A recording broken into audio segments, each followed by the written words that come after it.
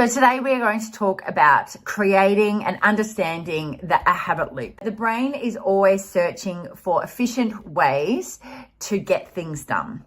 So I want to get things done for you in the most efficient way to conserve your energy. And a habit loop forms as the brain cycles and stores information to simplify tasks. It's important to know how these loops start to occur, so then we can start to identify some habits that may be problematic in our life and how we can look at changing them or creating new habits that are going to really work for what we're looking to achieve. Now, a habit loop is defined as a performing action in the same way frequently. The brain it hardwires information about our responses, and a habit loops is essential.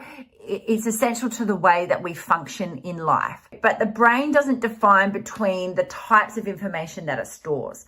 So it takes cues from physical, emotional responses, and it hardwires the type of stress response when we react to certain stimuli in the same way. So it will then start to be able to preempt things that might be coming up because of how we've acted previously. And this is how the anxiety loop can, keep reoccurring. So even if something that starts to happen that's not as serious, the brain will pick up on those signals from the body, and it will then start to put all the defenses in motion. So then we can start, it's trying to protect us. So the brain is wired to keep us safe. The thing that we need to always remind yourself of is what is safe. What is safe in the brain is not necessarily the best for us. It's just what's familiar. So a habit loops, it evolves over time, and it can help us to manage large volumes of information. The feedback loops is the brain's way of providing a fixed response to certain situations. So the habit loop can be separated into 4 individual responses. And when we start to understand these responses, then we can start to look at the habits that we have. Are they working for us, and how we can look at changing them according to your goal, what you're looking for. So the responses are cues, craving, response, and reward. Okay, so the cue is the trigger that starts the whole process. And this is probably one of the most important things to start looking at, or start to recognize what are the cues in certain habits in your life. So if we've identified some habits that we have, and then when you start to recognize a cue, you might realize that you're doing things you don't even realize because of that cue.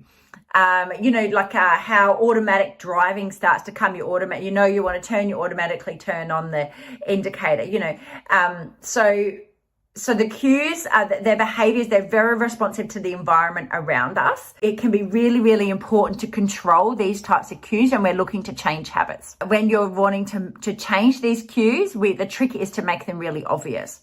So we're going to start looking at the cues that will be working for us or working against us in whatever habits you are looking to create or change. Let's give you some examples. So some examples could be if you associate if you're working from home and you are working you might be working on your dining table.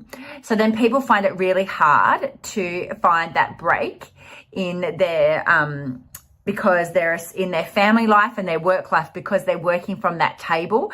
That there's no end to that work because it's always there. So you might associate a certain chair in your lounge room or something with sitting and eating ice cream.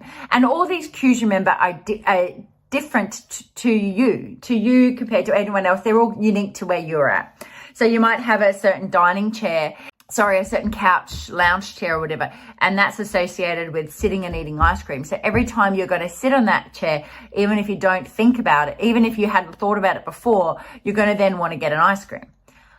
There was a study that they did, and they had people that they had a bowl of cookies on on the kitchen bench. So every time they walk past, they just grab the cookies, even if they hadn't thought about the cookies.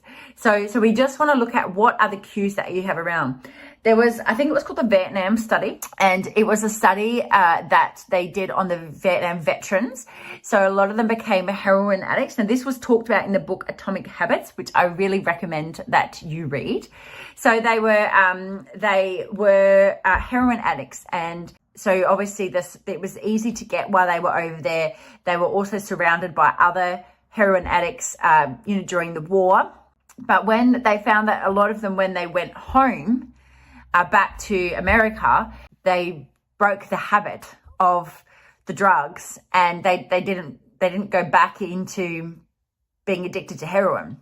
Where lots of people tend to go, which is the exact opposite of what happens to people that go to rehab, is they go to rehab, and obviously when they're in rehab, all the triggers and all of that are away, or the routines and the habits that they have are not there, easier for them to come off it. But when they go back home into their normal life, those other triggers and all those things are still there. So it's more likely. So then that's why lots of people tend to reoffend. So we want to remember this study and think about yourself and think about your cues. So what are your cues of habits that you are looking to change? And what are those cues? And then once we start to recognize them, we can look at changing them. So it can be as simple as changing your furniture, like moving the location of your furniture, or the routine in which you do things. So that's the first thing. We want to understand this cue.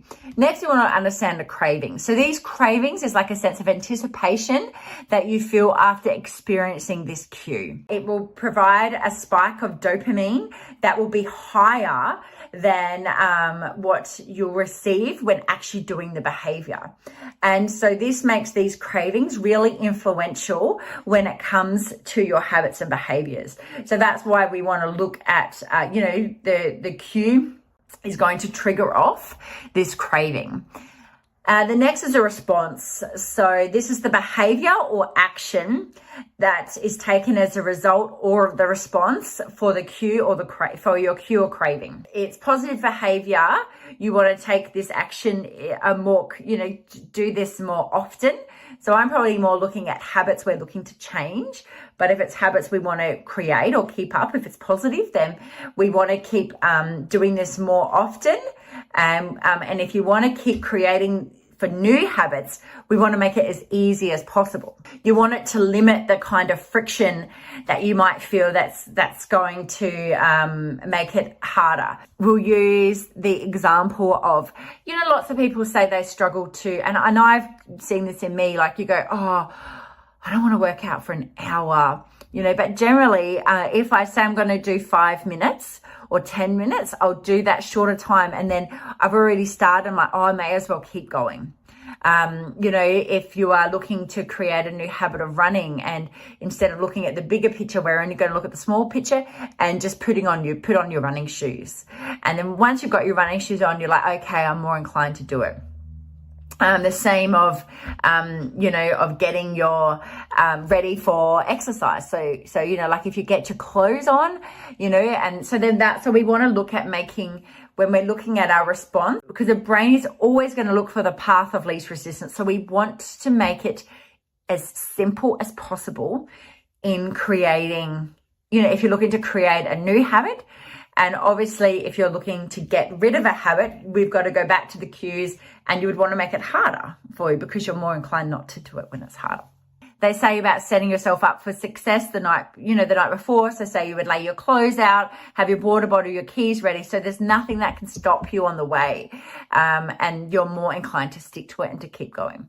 And then the last thing is the reward. So the reward is the mechanism that determines whether or not you keep on with the behavior. So it's the benefit that you're going to get for it. Now we want to understand and understand how each phase works in creating the new habits that you're looking for. So you'll see how they all start to,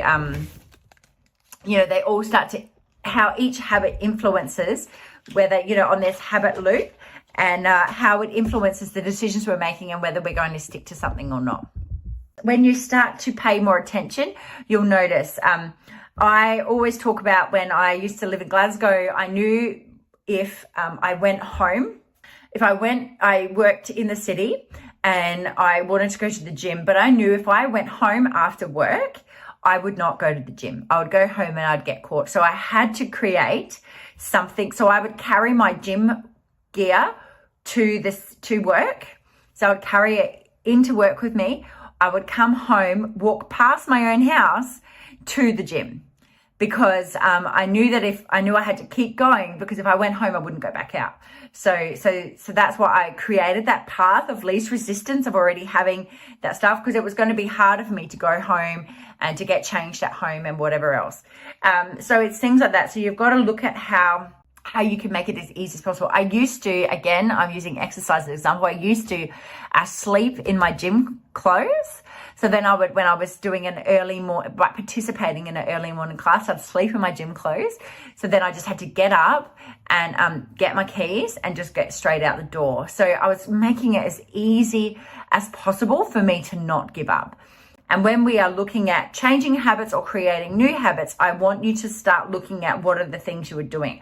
So look at the cues. What is triggering you to do something, to feel, in a positive or a negative way, according to what type of creating a new habit or getting rid of a habit. What are the cues? How are you responding? What are your cravings? I guess what are the behaviors in your response to that? And then what is your reward for that? And then we're reminding ourselves of why we're doing this. It just goes back to our why. So why are we doing this? What are we really wanting to get out of it? And when we kind of remind ourselves of all of these things, we are more inclined to stick to it.